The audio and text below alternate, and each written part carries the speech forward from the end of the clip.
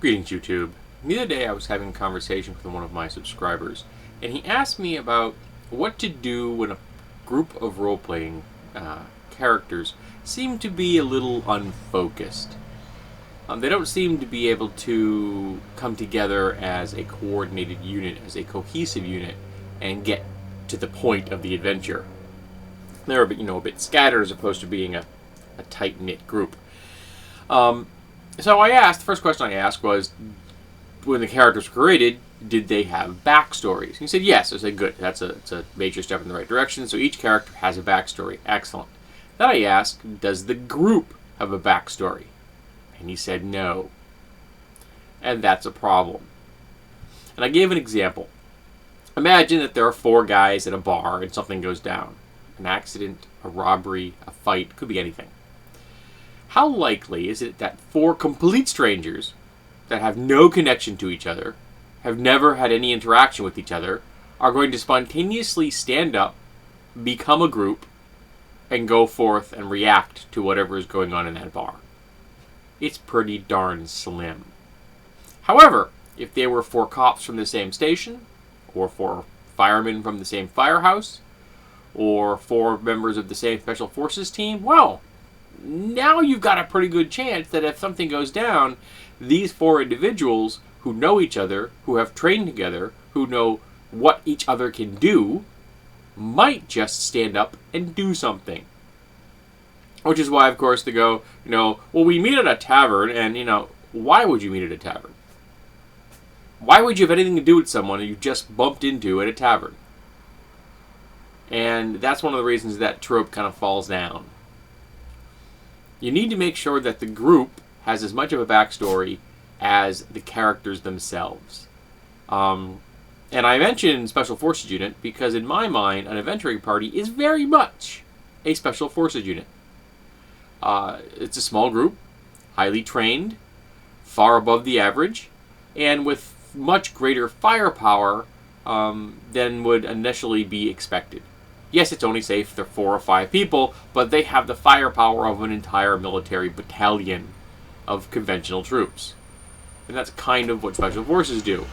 They're a small group, and they have much more firepower than would be expected for their size. And this is designed that way intentionally. It means that they very may well survive what's going to happen next. And in the past, one thing I've used is as a GM, I had all of the player characters be have the same patron. So they all work for the same person.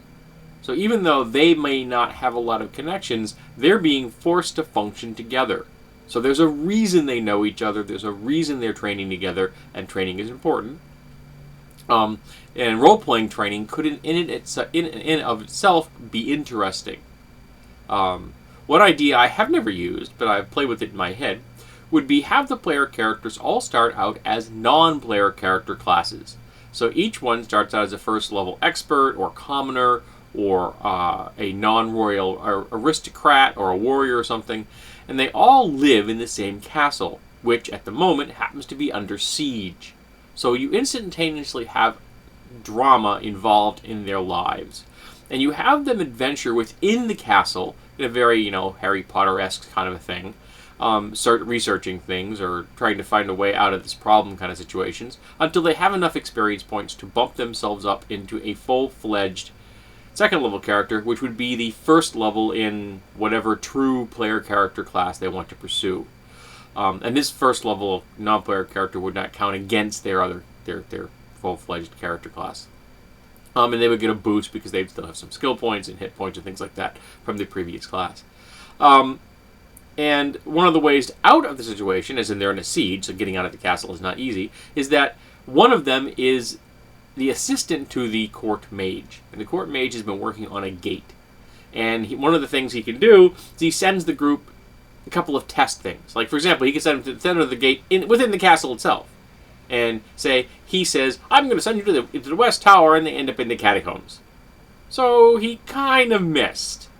And the next one may be a little bit further away, but they come back quickly.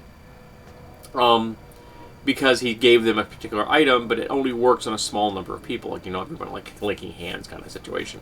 And And eventually, things start to go bad, and he needs the player characters, now that they're full-fledged player characters, to go somewhere else to get another gate built, because he needs 2 gates. He has a gate here, and he needs another gate set up so they can have full-fledged movement between the 2 locations. And his goal is to set up a gate somewhere else where they can bring in supplies and troops, and then completely surprise the group sieging the castle.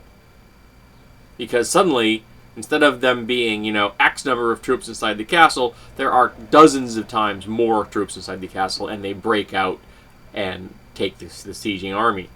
So the player characters are tasked with this. They are given the formula, they are given the special crystal they need to build the gate with, and they're sent out to find the person to build the gate. Except the last thing they hear as the spell is cast is the court mage go, "Oops," and they end up being sent far, far further than they were supposed to.